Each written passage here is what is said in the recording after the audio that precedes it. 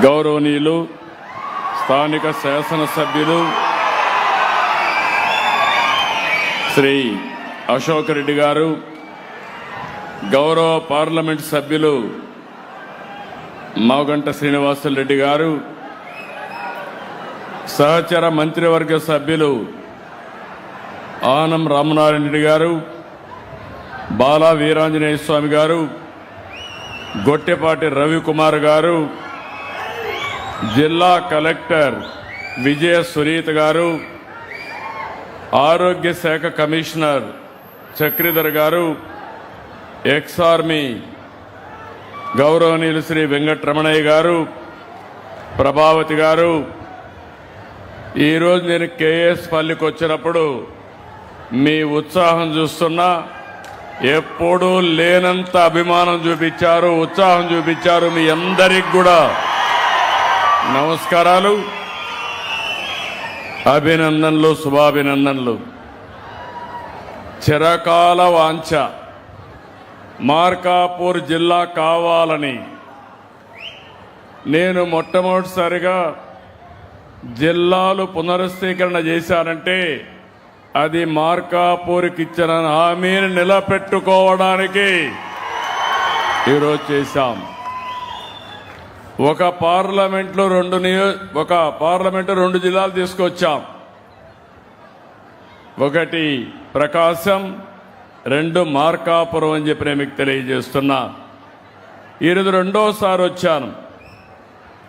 ఈరోజు ఇక్కడ దారిలో వస్తా ఉంటే చూశాను, చిన్న పిల్లల దగ్గర నుంచి పెద్దవాళ్ళ దగ్గర నుంచి నాకు ఇష్టమైన మా తెలుగింటి ఆడపడుచుల దగ్గర నుంచి యువత అందరూ కేరింతలు కొడుతున్నారంటే ఇదే నేను కోరుకుంటున్నా. మీ ఆశీర్వాదాలు మా అందరికీ కొండంత బలం. మీరు ఎప్పుడూ ఇదే విధంగా దీవిస్తూ ఉంటే ఎక్కడికక్కడ సంపూర్ణ సమైక్యతను చాటుతా ఉంటే మేము కొండనైనా ఢీకొనే శక్తి మాకు వస్తుందని మరొకసారి మీకు విజ్ఞప్తి చేస్తున్నాను. ఈరోజు రెండు పవిత్రమైన కార్యక్రమాలు ఇక్కడికి వచ్చాను. సంజీవనితో సంపూర్ణ ఆరోగ్యం, అన్నదాతకి సాగునీటితో ఆదాయం పెంచే రెండు కార్యక్రమాలు కేఎస్ పల్లికి వచ్చాను. నా జీవితంలో ఎన్నో కార్యక్రమాలు చేస్తాం, కానీ ఇలాంటి కార్యక్రమాలు చేసినప్పుడు ఉండే ఆనందం ఎందులో రాదని చెప్పి కూడా నేను మీకు తెలియజేస్తున్నా. మీ అందరూ ఆ రోజు ఒకటి ఆలోచించారు, నేను జననేత అధినేత జనసేన అధినేత పవన్ కళ్యాణ్ గారు ఇద్దరం కలిశాం.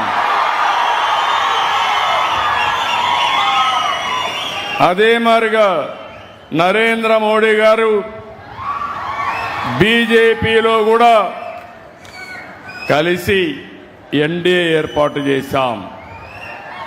ఆ రోజు చెప్పాము, ఈరోజు చెప్తున్నాను, మేము ఒక స్వార్థంతో కలవలేదు. ఈ రాష్ట్రాన్ని పునర్నిర్మాణం చేయాలని, పూర్వ వైభవం తేవాలని, మీ జీవితాలు బాగు చేయాలని ఏకైక లక్ష్యంతో కలిసాం. ఆ పనే చేస్తున్నాం. నేను 4వ ముఖ్యమంత్రి. ఎన్నో ఇబ్బందులు చూశాను, ఎన్నో సమస్యలు పరిష్కారం చేశాను.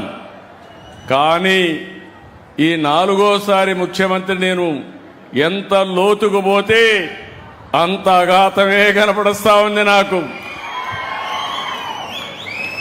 10 లక్షల కోట్ల రూపాయల అప్పు, అధికార యంత్రాంగం నిర్వీర్యమైపోయింది. రాష్ట్రంలో ఎక్కడ చూసినా లా అండ్ ఆర్డర్ సమస్య. ఈరోజు నేను అడుగుతున్నా, మీరు ఇంత ఉత్సాహంగా ముందుకు వచ్చారు, ఇంత ఆనందంగా కేరింతలు కొడుతున్నారు. 1924 ఒక్క మీటింగ్లో ఎక్కడైనా ఇలాంటి వాతావరణం కనపడిందా అని మిమ్మల్ని అడుగుతున్నా. అది ఒక్క వ్యత్యాసమే చాలు, అప్పటికి ఇప్పటికీ మార్పు. ఈరోజు మీరందరూ చూస్తే ప్రతి ఒక్కరి ఆస్తికి కానీ ప్రాణాలకు కానీ అదే మరిగా ఆ రోజు చెప్పాను, ఎవడైనా మా ఆడబిడ్డల జోలుకొస్తే అదే చివరి రోజుగా ఉంటుంది, గుర్తుపెట్టుకోమని హెచ్చరించాను. నాకు కూడా కొన్ని సవాళ్లున్నాయి. ఒక పక్క గంజాయి బ్యాచి, ఒక పక్క బ్లేడ్ బ్యాచి, ఇంకో పక్క దానికి నాయకత్వం గొడ్డలి పార్టీ. రాబందుల మారిగా వెయిట్ చేస్తా ఉంటారు. మీకు అందరికీ తెలుసు, ఏది జరగకపోయినా దానికి చాలా తెలివైన నేరాలు చేసే దిట్టలు వీళ్ళు. అలాంటివన్నీ చేస్తారు. అలాంటివి అధిగమించి నేను అనుకున్న లక్ష్యానికి పనిచేస్తున్నా. ఈరోజు మా ఆడబిడ్డలను చూస్తే తల్లికి వందనం, ఎంతమంది పిల్లలుంటే అంతమందికి 15,000 వేసే ఘనత ఒక్క ఎన్డీఏకే దక్కింది. 2 స్త్రీ శక్తి. స్త్రీ శక్తి అంటే చూపించాలని మీరు ఎక్కడికి పోయినా ఎవరి అనుమతి లేకుండా ఉచితంగా ప్రయాణ సౌకర్యం చేసే ఏర్పాటు చేసిన కూటమి ఎన్డీఏ. ఒకప్పుడు దేవాలయాలకు పోవాలంటే భర్తలు గాని తల్లిదండ్రుల అనుమతి అవసరం. ఇప్పుడు జల్సాగా అన్ని దేవాలయాలు కళకళలాడుతున్నాయి. అలాంటి మంచి కార్యక్రమానికి శ్రీకారం చుట్టాం. మీకు ఖర్చు తగ్గించడానికి ఈరోజు మీరు ఒక్కసారి ఆలోచిస్తే 3 వంట గ్యాస్ సిలిండర్లు ఉచితంగా ఇస్తున్నాం. మొన్నే అన్నదాతకి 20,000 రూపాయలు ఇస్తామన్నాం. కేంద్రం రాష్ట్రం కలిసి ఇస్తామన్నాం. మొన్నే ఒక విడతేశాం, ఇంకా 2 విడతలేస్తాం. ప్రతి సంవత్సరం ప్రతి రైతుకి 20,000 రూపాయలు మీ అకౌంట్లో వేసే బాధ్యత ఈ ప్రభుత్వానిది. రేపు నెలలో మళ్ళీ మీరందరూ చూసి తల్లికి వందనం కింద తల్లులందరూ రెడీగా ఉండాలి. పిల్లలందరూ ఉత్సాహంగా చదువుకోవాలి. అందరి పిల్లల కోసం ఒక్కొక్కరికి 15,000 రూపాయలు మీ తల్లుల అకౌంట్లో వేస్తాము. దీన్ని కూడా జయప్రదం చేస్తాం. ఇవన్నీ చేసేది డబ్బులుండి కాదు, మనసుంది కాబట్టి చేస్తున్నాం. మీరందరూ బాగుండాలి, ఆనందంగా ఉండాలి. అందుకనే ఈ కార్యక్రమాలన్నీ చేశాం. ఈరోజు ఇంకొక పక్కన మీరు చూస్తే ఈరోజు రాష్ట్రంలో గవర్నమెంట్ స్కూల్స్కి పరపతి పెరిగింది. మొట్టమొదటిసారిగా ప్రైవేట్ స్కూల్స్ పైన మోజు తగ్గి 1,00,000 మంది పిల్లలు మళ్ళీ గవర్నమెంట్ స్కూల్కి వచ్చారంటే అది ఎన్డీఏ సత్తా. ఇలాంటి అనేక వినూత్నమైన కార్యక్రమాలతో ముందుకు పోతున్నాం. ఈరోజు నేను ఇక్కడికి వచ్చినప్పుడు సంజీవని ఒక వినూత్నమైన కార్యక్రమాన్ని తీసుకొచ్చాను. ఈరోజు మీరందరూ గుర్తుపెట్టుకోవాలి, మీ అందరికీ సంపూర్ణ ఆరోగ్య సేవలు అందించాలనుకుంటున్నాం. టెక్నాలజీ వచ్చింది. ఒకప్పుడు ఐటీ పెట్టాను, ఇప్పుడు నేను క్వాంటమ్ లేకపోతే ఏఐ ఇవన్నీ మాట్లాడుతున్నాం. అయితే ఒక విషయం మీరు గుర్తుపెట్టుకోవాలి, ఒక వ్యక్తికి డబ్బు, పదవి, హోదా, కార్లు, బంగళాలు అన్నీ ఉన్నాయి, కానీ ఆరోగ్యం లేదు. ఏం చేసుకుంటాడని నేను అడుగుతున్నా. తినాలంటే తినలేడు, తింటే మళ్ళీ హాస్పిటల్కి పోవాలి. అలాంటప్పుడు మనం సంతోషంగా ఉండాలంటే మీ అందరి ఆరోగ్యం బాగుండాలి. మీ ఆరోగ్యం కోసం, రాష్ట్రంలో ఉండే ప్రతి ఒక్కరి ఆరోగ్యం కోసం సంజీవని ప్రాజెక్టు తీసుకొచ్చాం. ఈరోజు మీరు గుర్తుపెట్టుకుంటే ప్రపంచంలో ఉండే ఆరోగ్యానికి సంబంధించిన విషయాల్ని, నాలెడ్జ్ని మీ ఇంటి ముందర మీకు అప్పచెప్పే బాధ్యత నేను తీసుకుంటానని చెప్పి మీ అందరికీ హామీ ఇస్తున్నా. సంజీవని అనేది ప్రతి ఒక్కరికి ఉత్తమ వేగవంతమైన వైద్య సేవలు అందించే సమగ్ర డిజిటల్ ఆరోగ్య వేదిక. ఇందులో ప్రివెంటివ్ ఉంటుంది, డిటెక్టివ్ ఉంటుంది, క్యూరేటివ్ ఉంటుంది. ఎక్కడికక్కడ మీకు అందుబాటులో మీరు ఈరోజు ఎట్లయితే మన మిత్ర హాయ్ అంటే మీకు ఏ పని కావాలన్నా చేస్తున్నాయో, రేపు మీకు ఒక ఏఐ డాక్టర్ కూడా ఉంటాడు, మామూలు ఫ్యామిలీ డాక్టర్ కూడా ఉంటాడు. ఎప్పుడు కావాలంటే అప్పుడు ఫోన్లోనే మాట్లాడుకొని మీ పనులన్నీ చేసే బాధ్యత నేను తీసుకుంటా. సరిగా చేశారా లేదా అని ఆడిట్ కూడా చేస్తాం. పిఎస్సిఎల్ నుంచి జిల్లా ఆసుపత్రి వరకు, ఆరోగ్య ఉప కేంద్రం నుంచి సూపర్ స్పెషాలిటీ సేవల వరకు మొత్తం ఆరోగ్య వ్యవస్థ ఒక డిజిటల్ వేదిక పైన అనుసంధానం చేస్తున్నాం. ఎన్సిడి స్క్రీనింగ్, ఆర్బిఎస్కే, మాతృ శిశు ఆరోగ్య సేవలు, 108 ఎమర్జెన్సీ, 104 మొబైల్ మెడికల్ యూనిట్లు, ఈ ఔషధి, ఇలా అన్నిటినీ డిజిటల్ ప్లాట్ఫామ్ మీద తీసుకొస్తాం. మొన్ననే జూలై 3వ తారీఖున పోయిన సంవత్సరం కుప్పంలో దీన్ని ప్రారంభించాం. ప్రూఫ్ ఆఫ్ కాన్సెప్ట్ చూసాం, బాగా పనిచేసింది. ఈ సంవత్సరం మార్చి 15న చిత్తూరు జిల్లా ఒక పైలట్ ప్రాజెక్ట్ చేశాం. 18,64,000 మంది ఇందులో చేర్చాం. ఈ ప్రాజెక్టు చూసిన తర్వాత ఈరోజు నేను ఈ గ్రామం నుంచి మళ్ళీ ఒకసారి మీ అందరికీ హామీ ఇస్తున్నా. ఇప్పుడే ప్రాథమిక ఆరోగ్య కేంద్రానికి పోయి వచ్చాను. ఆగస్టు 15 నుంచి అన్ని జిల్లాల్లో అమలు చేస్తాం. అందులో మార్కాపూర్ జిల్లా మొట్టమొదటి స్థానంలో ఉంటుందని చెప్పి నేను మీకు తెలియజేస్తున్నా. ఈ కార్యక్రమంలో హాస్పిటల్కి పోయి వెయిట్ చేసే పని లేదు. డాక్టర్ అపాయింట్మెంట్ ముందుగానే మీరు బుక్ చేసుకోవచ్చు. వైద్యం తర్వాత డాక్టర్లే మీ ఆరోగ్యం పైన ఫాలో అప్ చేస్తారు. వర్చువల్ కనెక్ట్ ద్వారా మీరెక్కడున్నా సూపర్ స్పెషలిస్ట్ అయిన డాక్టర్ని సంప్రదించే అవకాశం ఉంటుంది. సంజీవని కార్డు ద్వారా డిజిటల్ హెల్త్ రికార్డు మానిటర్ చేసుకుంటారు. సంజీవని వెల్నెస్ యాప్ ద్వారా మీరు ఆరోగ్య సూత్రాలు కూడా ఎప్పటికప్పుడు ఇస్తాం. రాష్ట్రంలో ఇప్పటికే మీరు చూస్తే 2,61,00,000 మంది ఎన్సిడి అంటే నాన్ కమ్యూనికబుల్ డిసీజ్ స్క్రీనింగ్ చేశాం. డిస్ట్రిక్ట్, స్టేట్, విలేజ్ ఇవన్నీ కూడా ప్రొఫైల్ అంతా తయారు చేశాం. నేను ఒకటే మీ అందరికి విజ్ఞప్తి చేస్తున్నాను, ఇది ఒక గేమ్ చేంజర్. ఇంకొక విషయం కూడా మీరు గుర్తుపెట్టుకోవాలి, నేను ఎన్ని హాస్పిటల్ తీసుకొచ్చినా, ఎన్ని సంజీవని ప్రాజెక్టులు తీసుకొచ్చినా మీలో ఒక చైతన్యం రావాలి, మీలో ఒక అవేర్నెస్ ఉండాలి. మీ అందరి అలవాట్లు కూడా మీ మద్దతు మాకు ముఖ్యం. మంచి అలవాట్లు, మంచి ఆహారం, మంచి వ్యాయామం, మంచి ఆలోచన ద్వారా మన ఆరోగ్యాన్ని మనం కాపాడుకోవాలి.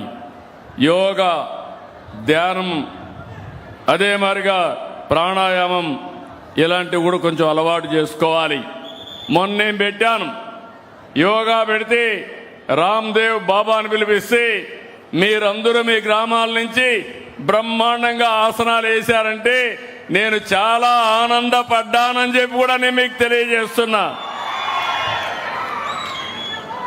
ఈరోజు మనం ఒకసారి చూడాలి, రాష్ట్రం అంతా మీ ఆరోగ్య జాతకాలు నా దగ్గర ఉన్నాయి.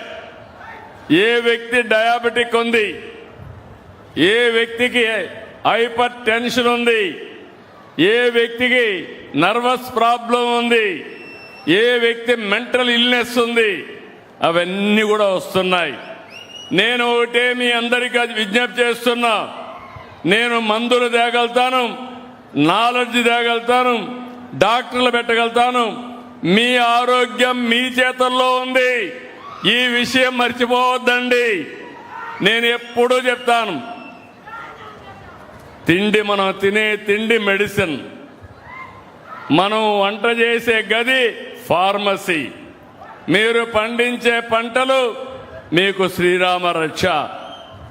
ఒకప్పుడు మనందరం కూడా బియ్యమే తినేవాళ్ళం, ఈరోజు నాకు చాలా సంతోషం. రాష్ట్రంలో మనం చూస్తే ఇక్కడ మాత్రం మీ నియోజకవర్గం డయాబెటిక్ తక్కువగా ఉంది. మార్కాపూర్ వెనుకబడిన ప్రాంతం. మీరు మామూలుగా రైసే కాకుండా మిగిలిన ఫుడ్ కూడా తింటున్నారు. దానివల్ల డయాబెటిక్ తక్కువ ఉంది. ఎవరికైనా డయాబెటిక్ వస్తే కానీ షుగర్ కానీ వస్తే అన్ని రోగాలకు గేట్వే అది. అక్కడి నుంచి హార్ట్ ప్రాబ్లం వస్తుంది. అక్కడి నుంచి అన్ని రోగాలకు అది సహకరించే పరిస్థితి వస్తుంది. మీరు ఒక విషయం గుర్తుపెట్టుకోవాలి. ఇప్పుడు అందరం కూడా ఇంట్లో వంట చేయడం మానేశాం. అందరూ జంక్ ఫుడ్కి అలవాటు అయిపోయారు, ఫాస్ట్ ఫుడ్కి అలవాటు అయిపోయారు. ఇది చాలా ప్రమాదం. ఇవన్నీ కొంచెం తగ్గించాలి. మన పిల్లలకు మంచి పౌష్టికాహారం పెట్టాలి. మనం కూడా తాజాగా వండిన తిండి తినాలి. మన ఇంట్లో వండిన ఫుడ్ కంటే వేరే లాభం లేదు. మళ్ళీ పాత రోజులకు వెళ్ళాలి. రాగులు, సజ్జలు, జొన్నలు, కొర్రలు ఇవి తినాలి. తింటారా అని మిమ్మల్ని అడుగుతున్నా. అవి తింటే డాక్టర్ దగ్గరికి పోయే పని లేదు. అవి తినకపోతే మీరు డాక్టర్ దగ్గరికి మందులు వేసుకునే పరిస్థితి వస్తుంది. ఇంకొక విషయం కూడా గుర్తుపెట్టుకోవాలి. ప్రతి ఒక్క శరీరానికి కావాల్సింది పౌష్టికాహారం కావాలి. మామూలుగా ఎక్కువ కార్బోహైడ్రేట్స్ తింటే షుగర్ వస్తుంది.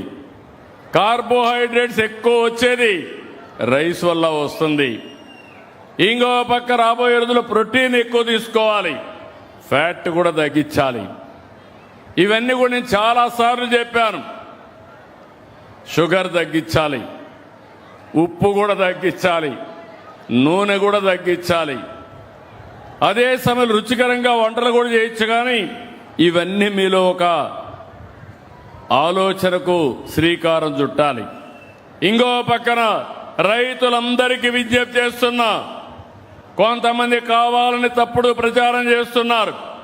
యూరియా కావాల్సినంత ఉంది కానీ యూరియా ఎక్కువ వేస్తే మీరు పండించిన పంట కొనేవాడు లేడు. ఆ విషయం మీరు గుర్తుపెట్టుకోవాల్సిన అవసరం ఉంది. మొన్నే గుంటూరు నుంచి మిరప చైనాకు పంపిస్తే 3 కంటైనర్స్ తిరిగి వచ్చాయి. టెక్నాలజీ మారింది. ఏ పంటలో ఎంత మీరు ఎరువేశారు, ఎంత క్రిమి సంహారక మందులు కొట్టారో డయాగ్నోస్ చేసే పరిస్థితికి వచ్చారు. దానివల్ల కొనేవాడు కొనడం లేదు. ఈరోజు ప్రపంచమంతా కూడా ఫెర్టిలైజర్స్ కానీ పెస్టిసైడ్స్ లేని ఫుడ్ తింటున్నారు. అందుకే నేను నేచురల్ ఫార్మింగ్ తీసుకొచ్చాను, ప్రకృతి సేద్యం తీసుకొచ్చాం. ప్రపంచానికే ఆదర్శంగా నిలుస్తున్నాం. ఈ రోజు మీరు ఒక్కసారి చూస్తే 20 లక్షల ఎకరాలు, 20 లక్షల మంది రైతులు ప్రకృతి సేద్యం చేసే ఏకైక రాష్ట్రం ప్రపంచంలో మన రాష్ట్రమేనని చెప్పి మీకు తెలియజేస్తున్నా. ఇది ముందుకు తీసుకుపోవాల్సిన అవసరం ఉంది. ఇంకో పక్కన ఈ యొక్క జిల్లా నేను చూస్తున్నా ఆరోగ్య పరిరక్షణలో వెనుకబడి ఉన్నా. మనమందరం కూడా సంస్కృతి సాంప్రదాయాల్లో ఎంతో ముందున్నాం. కానీ ఒక్క విషయం ఇక్కడ అందరికీ విజ్ఞప్తి చేస్తున్నాను. ఈరోజు ప్రపంచమంతా ఇదే సినారియో. ఒకప్పుడు జనాభా పెరిగింది, నేనే కుటుంబ నియంత్రణ తీసుకొచ్చాను. ఒకరుంటే ముద్దు, ఇద్దరుంటే పర్వాలేదు, ముగ్గురు వద్దని చెప్పాను.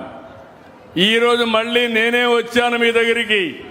ఇప్పుడు చెప్తున్నా, ఒకరు లాభం లేదు, ఇద్దరు కనీసం ఉండాలి, ముగ్గురు కూడా ఉంటే పర్వాలేదు. ఎంతమంది పిల్లలుంటే అంత ఆస్తి మనకు, పిల్లలే ఆస్తి. దీనికోసం ముందుకు రమ్మని. ఎవరైతే ఎక్కువ మంది పిల్లలుంటారో వాళ్ళందరికీ హామీ ఇస్తున్న మా చెల్లెమ్మలు నవ్వుతున్నారు. వాళ్ళందరికీ హామీ ఇస్తున్నా. భవిష్యత్తులో పెద్ద కుటుంబాలను ఆదరిస్తాం, ఎక్కువ బెనిఫిట్స్ ఇస్తాం. మీరు కానీ కలిసి ఉంటే, ఈ మధ్యకాలం నేను చూశాను, ఇంటి కోసం విడిపోతున్నారు, రేషన్ కార్డు కోసం విడిపోతున్నారు. ఒకప్పుడు పెద్ద కుటుంబాలు ఉండేటివి, కలిసి ఉండేవాళ్ళం. కలిసి ఉంటే చాలా ఆనందంగా ఉండేవాళ్ళం. ఇప్పుడు ఒక కొడుకున్నా విడిపోతున్నాడు, వేరే కాపురం పెడుతున్నారు. ఇది మంచి పద్ధతి కాదు, అది భారతదేశ సాంప్రదాయం కాదు. ఈ విషయం కూడా మీరు గుర్తుపెట్టుకోవాలి. ఈరోజు ఏ పనన్నా చేయగలుగుతాం, అభివృద్ధి చేయగలుగుతాం. అదే సమయంలో మీరు గుర్తుపెట్టుకోవాల్సింది జనాభా అనేది మన చేతుల్లో ఉంది. మనం అందరం శ్రద్ధ పెట్టి జనాభాను కానీ ప్రాపర్గా మేనేజ్ చేయగలిగితే ఒక దంపతులు జీవిత కాలంలో 2.1కి జన్మనివ్వాలి. 2.1 ఇస్తే జనాభా స్టేబుల్గా ఉంటుంది. ఎక్కువ ఉంటే జనాభా పెరుగుతుంది, తక్కువ ఉంటే జనాభా తగ్గిపోతుంది. ఈరోజు చాలా దేశాలు జనాభా తగ్గిపోయి ఆ దేశాల్లో ఉత్పత్తి కూడా తగ్గిపోయి చాలా సఫర్ అవుతున్నారు. ఆ విషయం మనం గుర్తుపెట్టుకోవాలి. భారతదేశం కానీ జనాభా ఈరోజు ఎక్కువగా ఉంది. ప్రపంచంలోని ఎక్కువ జనాభా ఉండే దేశం భారతదేశం. 144 కోట్ల జనాభా ఉంది. మా తమ్ముళ్ళు యంగ్స్టర్స్ కూడా ఎక్కువ ఉండే దేశం భారతదేశం. నేను ఎప్పుడు మిమ్మల్ని గురించి ఆలోచిస్తాను. యంగ్స్టర్స్ గుర్తుపెట్టుకోండి, జంజీ అంటున్నారు. నేనే అందరికంటే పెద్ద జంజీని ఎప్పుడూ రెవల్యూషన్గా ఆలోచిస్తాను. 40 ఏళ్ల తర్వాత ఏం జరుగుతుందో ఈరోజు అది ఆలోచిస్తూ ఉంటాను. 30 ఏళ్లకు మునుపు హైదరాబాద్లో ఐటీని తీసుకొచ్చాను. అప్పుడు ఎవరికి అర్థం కాలేదు, నన్ను ఎగతాళి చేశారు. ఈ రోజు ఆ ఐటీ అందరికీ జీవనోపాధి కాకుండా ఆదాయాన్ని పెంచే మార్గాన్ని చూపించింది. ఇప్పుడు ఏఐ వచ్చింది, ఇంకో పక్క క్వాంటమ్ వచ్చింది, ఇంకో పక్క డేటా సెంటర్లు వస్తున్నాయి. నేను అందుకే విజ్ఞప్తి చేస్తున్నా మా యొక్క జంజీ పిల్లలందరికీ, మీకు పెద్ద జంజీ నేనే. నాకంటే ఇన్నోవేషన్ తెచ్చే వాళ్ళు ఎవరు ఉండరు. మీరు ముందుకు రండి. ప్రతి ఒక్కరూ ఏఐ నేర్చుకోండి, ప్రతి ఒక్కరూ క్వాంటమ్ ఏఐ నేర్చుకోండి, ప్రతి ఒక్కరు ఇన్నోవేషన్తో ముందుకు రండి. మీకు ఉపాధి కాదు, మీకు బంగారు భవిష్యత్తు చూపించే దారి నేను చూపిస్తానని మరొక్కసారి మీ అందరికీ హామీ ఇస్తున్నా. ఈరోజు మీరు ఇక్కడికి వస్తే నాకు ఎంతో ఆనందం. చిరకాల వాంఛ. 96లో ముఖ్యమంత్రిగా ఇక్కడికి వచ్చాను. నన్ను అందరూ అడిగారు, వెలుగొండ కావాలి, వెలుగొండ కావాలి అని అందరూ అడిగితే నీళ్లు ఎక్కడున్నాయని అడిగాను. అందరూ అన్నారు 5 సంవత్సరాలకు ఒకసారి వరద వచ్చినప్పుడు నీళ్లు ఇవ్వండి, మాకు సరిపోతుంది అని. అంటే మీ బాధలు చూసిన తర్వాత, ఈ ప్రాంతం యొక్క ఇబ్బందులు చూసిన తర్వాత 96 మార్చి 6వ తారీఖున నేను ఫౌండేషన్ వేశాను. భగవంతుడు మళ్ళీ నాకే అవకాశం ఇచ్చాడు. ఆ ప్రాజెక్ట్ని పూర్తి చేసి జాతికి అంకితం చేసే బాధ్యత. పోలవరం రాష్ట్రానికి జీవనాడి. అదే మాదిరిగా ఈరోజు ఇక్కడుండే వెల్లిగొండ 4 జిల్లాలకి, మార్కాపురానికి, ప్రకాశానికి, నెల్లూరుకి జీవనాడి, కడపకు జీవనాడు అని చెప్పి కూడా నేను మీకు తెలియజేస్తున్నా. అలాంటి ప్రతిష్టాత్మకమైన ప్రాజెక్ట్ని గడిచిన ప్రభుత్వాలు సరిగా చేయలే. చాలా నిర్వీర్యం చేశారు, చాలా అన్యాయం చేశారు. కడాన ఈరోజు 3,900 కోట్ల రూపాయలు పనులు కావాలి. ఇటీవల ఎన్నికలు 2019 ఎన్నికల ముందు గొడ్డలి పార్టీ అధినేత ఇక్కడికి వచ్చాడు. ఆ రోజు ఏం చేశాడో మా జ్ఞాపకం ఉందా మీకు? ఏం తమ్ముడు జ్ఞాపకం ఉందా మీకు? జాతికి అంకితం చేశాడా? చేశాడా లేదా? వెలుగొండ జాతికి అంకితం చేస్తానని చెప్పాడా లేదా? అక్కడ బోర్డు వేశాడా లేదా? పనులు అయినాయా అని మిమ్మల్ని అడుగుతున్నా. నీళ్లు వచ్చాయని మిమ్మల్ని అడుగుతున్నా. మీరైతే ఇప్పుడు కూడా కొంతమంది ఇక్కడ గొడ్డలి పార్టీకి పనిచేసే వాళ్ళు ఉన్నారు. ఆత్మవిమర్శ చేసుకోండి.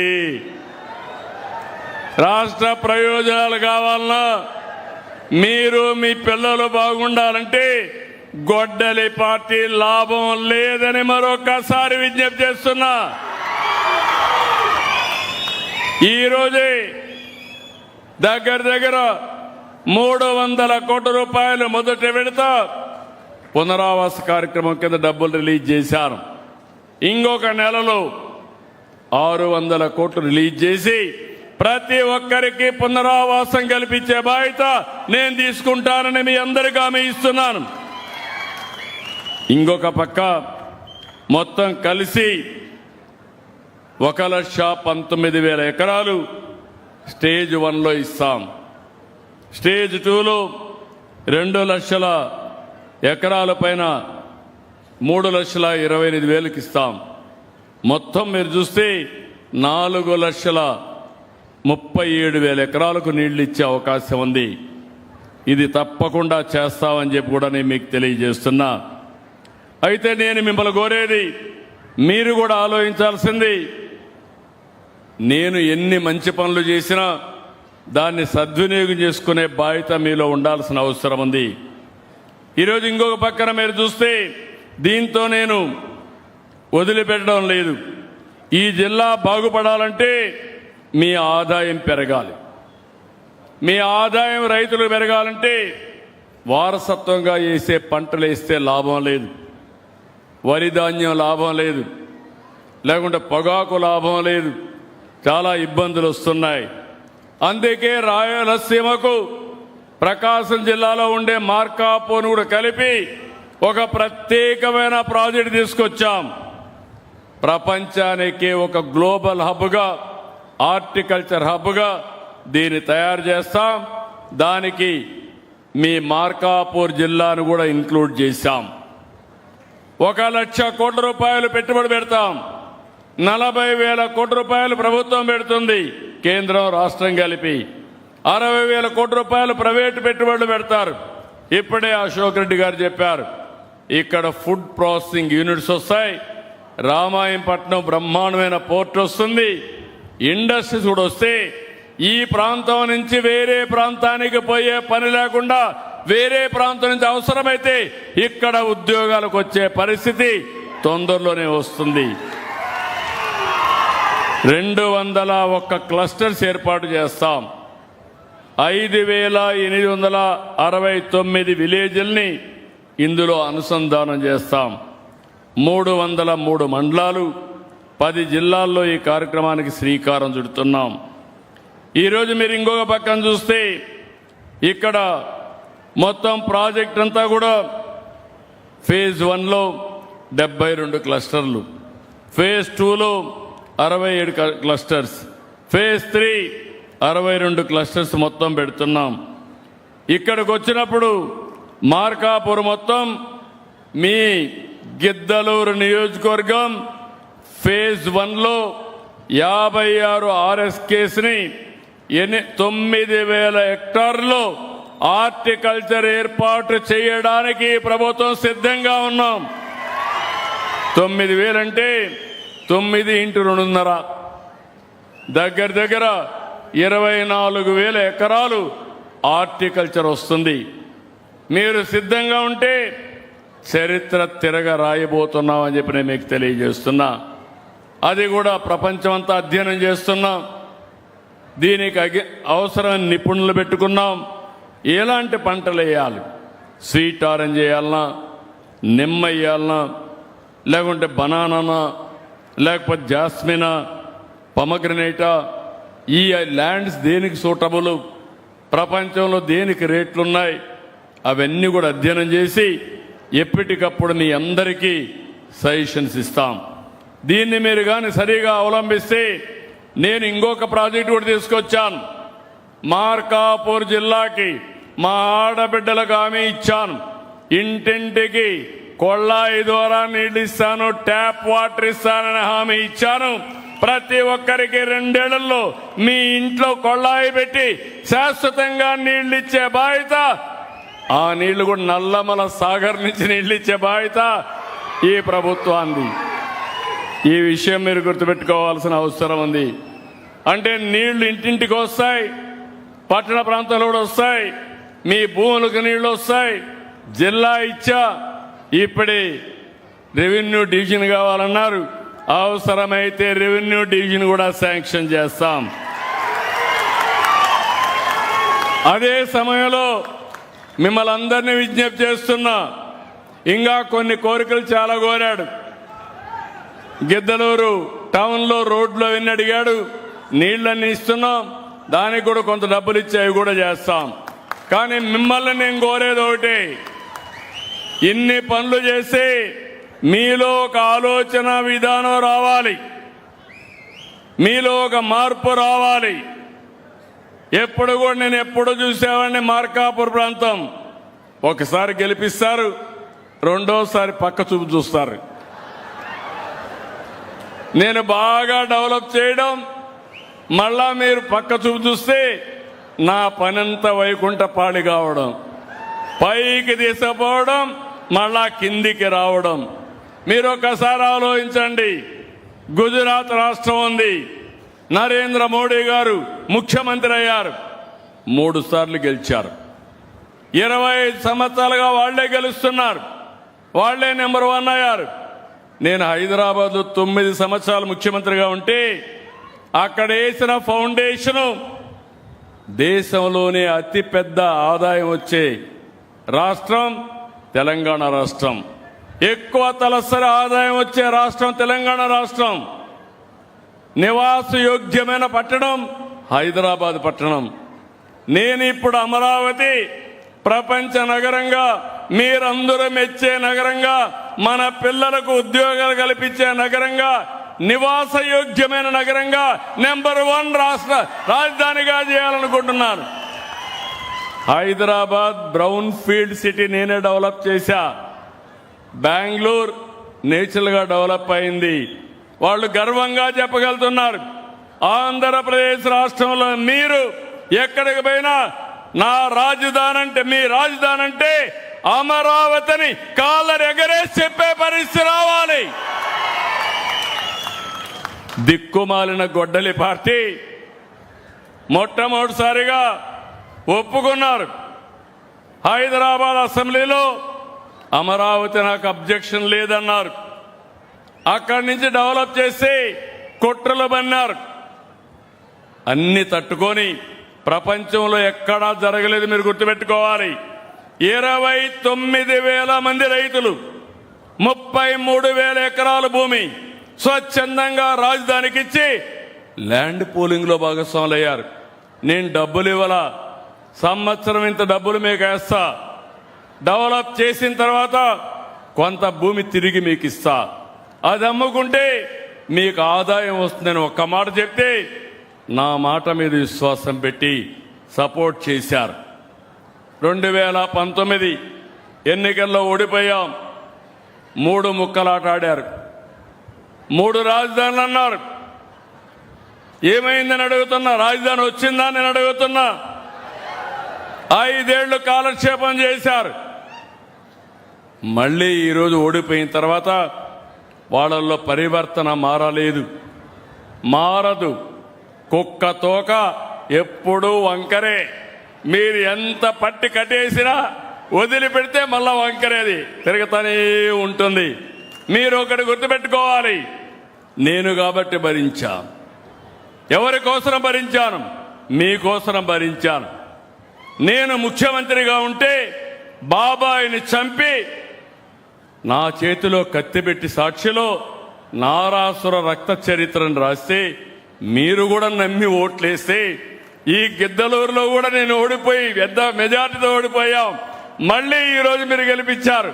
65,000 ఓట్లతో అప్పుడు ఓడిపోతే తిరిగి చరిత్ర రాశారు మీరు. అంటే మోసాలు చేయడంలో దిట్ట. మీరు ఆ విషయం గుర్తుపెట్టుకోవాలి. ఈ రోజు మళ్ళీ నిన్నొచ్చి అంటున్నారు మ్యావిగన్ అంట. అమరావతికి చట్టం కూడా రాజ్యసభలో అయిపోయింది. ఎవరు మార్చలేరు. మళ్ళీ మార్చాలంటే పార్లమెంట్లో అందరూ ఆమోదించాలి. ఇప్పుడు అంటాడు దాన్ని నేను ఒప్పుకోను, మేవిగన్ పెడతానని. ఆ మేవిగన్ నాకేం అర్థం కానీ మీకు అర్థమైందా? ఏం మా ఆడబిడ్డలు జంజీ మీకు అర్థమైందా? మీకు అర్థమైందా? పెద్దలు చిన్న పిల్లల్ని అడిగినా చీ కొడతారు, అవునా కాదా? చీ కొడతామని చేతులు పైకెత్తండి. ఇలాంటి బాధ్యత కలిగిన రాజకీయ పార్టీలు బాధ్యత లేకుండా ఆ పార్టీని అడ్డబెట్టుకుని ఇష్టానుసారంగా చేయడం.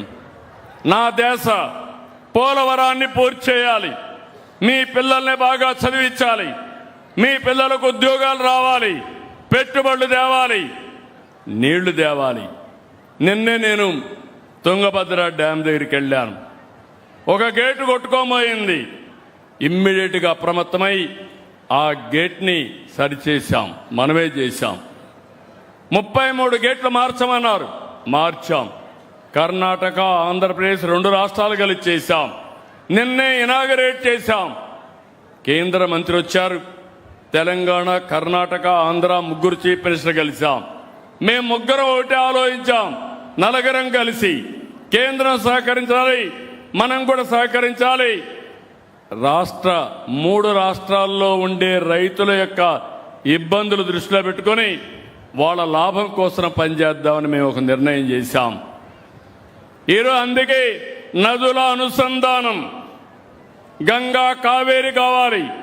గంగా కావేరి అయ్యే లోపల గోదావరి కావేరి చేయాలని నిన్నే ప్రపోజల్ పెడితే అది ఎంతవరకు వస్తుందో నాకు తెలియదు. కానీ నేను పెట్టిన ప్రపోజల్ అయితే వెలుగొండ పూర్తి అవుతా ఉంది, నల్లమల సాగర్ పూర్తి అవుతా ఉంది. గోదావరి నీళ్లు తీసుకొచ్చి నల్లమల సాగర్ లో పెట్టి నల్లమల సాగర్ నుంచి మళ్ళీ శ్రీశైలానికి నీళ్లు ఎక్కించి అక్కడి నుంచి రాష్ట్రం మొత్తం తీసుకుపోవాలని. ఆ నీళ్లు కాని శ్రీశైలానికి పోతే తెలంగాణ శ్రీశైలం నుంచి నాగార్జున సాగర్ నుంచి నీళ్లు వాడుకోవచ్చు. అక్కడి నుంచి నేరుగా నీళ్లు వదిలిపెడితే సోమశిల, కందలేరు, అక్కడి నుంచి కావేరికి కూడా పోతాయి. ఎవ్వరూ కడుపుబ్బాల్సిన పని లేదు, ఎవరికి కడుపు నొప్పి రావాల్సిన పని లేదు.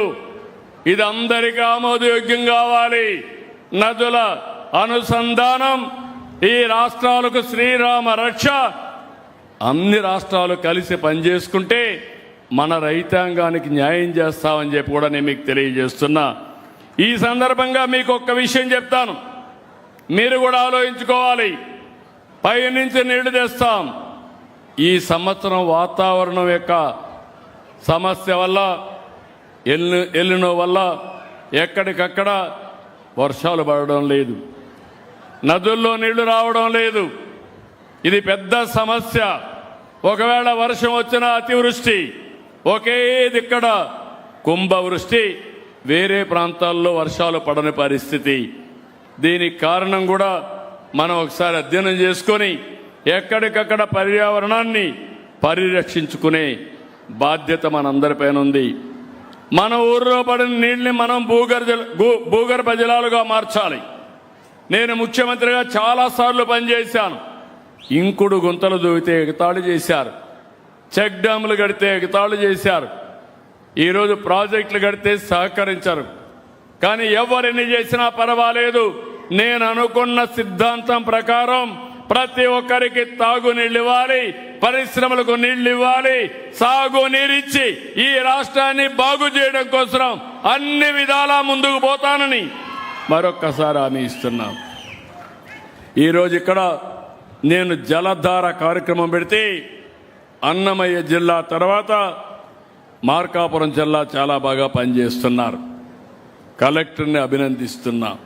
ఇంకో పక్క ఈరోజు మిమ్మల్ని అందరినీ ఒకటే కోరుతున్నా, కులం, మతం, ప్రాంతం అని వర్గం ఒక్కొక్క పక్క పెట్టి కుట్రలు చేస్తున్నారు.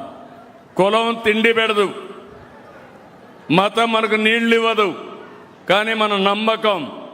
కానీ సమస్యలు పరిష్కారం చేసేది సమర్థవంతమైన ప్రభుత్వం పరిష్కారం చేస్తుంది.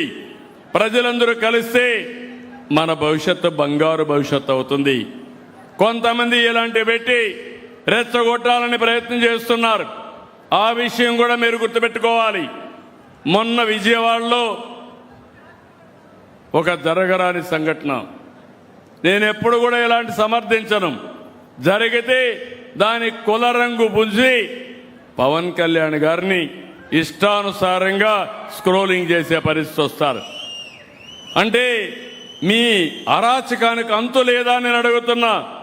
సాక్షాత్తు హోంమంత్రి అనిత, ఒక ఎస్సీ, ఒక దళిత మహిళ, లా అండ్ ఆర్డర్ మెయింటైన్ చేసే ఒక ఆడబిడ్డ. గర్వపడాలి. మన ఇంట్లో ఆడబిడ్డలు ఉంటారు. ఆ అమ్మాయిని గురించి, మేకప్ గురించి మాట్లాడతారా మీరు? ఏమనుకుంటున్నారు? ఎంత గర్వం మీకు? అంటే దిక్కు లేకుండా నీ ఇష్ట ప్రకారం ఆడబిడ్డల్ని అవమానపరిచేట్టుగా మాట్లాడడం, ఇంకొక పక్క ఎక్కడికక్కడ రెచ్చగొట్టడం, ఇంకొక పక్క పోలీసులు నిర్వీర్యం చేసి విధానంతో ముందుకు పోతున్నారు. ఈరోజు అమరావతికి వెళ్ళారు. ఎవరు వెళ్ళమన్నారు మిమ్మల్ని? అక్కడికి కుట్ర చేయడానికి వెళ్ళారు. ఇప్పటికే అక్కడ రైతాంగం బాగా ఎఫెక్ట్ అయ్యారు, కోపంలో ఉన్నారు. 5 సంవత్సరాలు పోరాడారు. రాష్ట్ర రాజధాని కోసం నమ్ముకున్న భూమిని ఇస్తే 5 సంవత్సరాలు వాళ్ళని తిప్పి ఆడబిడ్డలను అవమానించి ఇష్టానుసారంగా చేసి ఇప్పుడేదో రాజధాని కడతా ఉంటే వాళ్ళు బాగుపడతామని హోప్ వస్తే మళ్ళీ ఇష్టానుసారంగా వెళ్ళి కుట్ర బన్నేదానికోసం రెచ్చగొట్టేదానికి పోతే వాళ్ళు తిరుగుబాటు చేశారు. నేను అడుగుతున్నా మిమ్మల్ని, మీ పొట్ట కొడితే మీ కోపం రాదా అని మిమ్మల్ని అడుగుతున్నా. వస్తుందా లేదా? ఎంత బాధపడ్డారు? రాష్ట్ర అమరావతి రైతులు కష్టపడ్డారా లేదా? సఫర్ అయ్యారా లేదా? 5 ఏళ్లు బాధపడ్డారా లేదా? బాధపడ్డారని చేతుల పైకెత్తండి. మళ్ళీ అదే కుట్ర, అదే పద్ధతి. వీళ్ళు మారరు. నేను అందుకే అన్నాను గొడ్డలి పార్టీ అని. ఈ గొడ్డలి పార్టీ ఎప్పుడైనా రాష్ట్రానికి చేటే. వీళ్ళు మామూలుగా రాజకీయానికి అర్హత లేని వ్యక్తులు. నేను చాలా రాజకీయాలు చూశాను, తీవ్రవాదుల పైన పోరాడాను. కడాన మీరు ఒక్కసారి గుర్తు చేసుకోండి. నా కోసం పోరాడలా, ఆస్తుల్లో తగాదాలతో పోరాడలా. మీ సిద్ధాంతాలు కరెక్ట్ కాదు, దీనివల్ల రాష్ట్రానికి నష్టం, దేశానికి నష్టమని గట్టిగా పోరాడితే 2003లో వెంకటేశ్వర స్వామికి నేను బ్రహ్మోత్సవ సందర్భంలో లాంఛనాలు ఇవ్వడానికి పోతే నా మీదనే 23 క్లేమోర్ మైన్స్ని బ్లాస్ట్ చేశారు. నా కారును కొట్టాయి. సాక్షాత్తు వెంకటేశ్వర స్వామి దిగి నన్ను కాపాడాడు తప్ప, లేకపోతే ప్రాణభిక్ష పెట్టాడు తప్ప, లేకుంటే అసాధ్యం. అలాంటి వెంకటేశ్వర స్వామిని అప్రతిష్ట పాలు చేస్తారు. కల్తీ నెయ్యితో ప్రసాదం తయారు చేస్తారు. కల్తీ నెయ్యితో అక్కడ ఆయన విగ్రహానికి ఆరతులు ఇవ్వడం, నైవేద్యాలు ఇవ్వడం చేస్తారు. అంటే వెంకటేశ్వర స్వామిని అప్రతిష్ట పాలు చేసి ఇష్టానుసారంగా రాజకీయ లబ్ధి పొందాలని మహిమ తగ్గించాలనుకుంటున్నారు. వెంకటేశ్వర స్వామి కలియుగంలో మనందరినీ ఆశీర్వదించే ఏకైక దేవుడు వెంకటేశ్వర స్వామి. మీకు నమ్మకం ఉందా లేదా అని అడుగుతున్నా మిమ్మల్ని అందరినీ. నమ్మకం ఉందని చేతుల పైకెత్తండి. అలాంటప్పుడు అలాంటి దేవుడికి అపచారం చేస్తే వదిలిపెడతారా అని మిమ్మల్ని అడుగుతున్నా.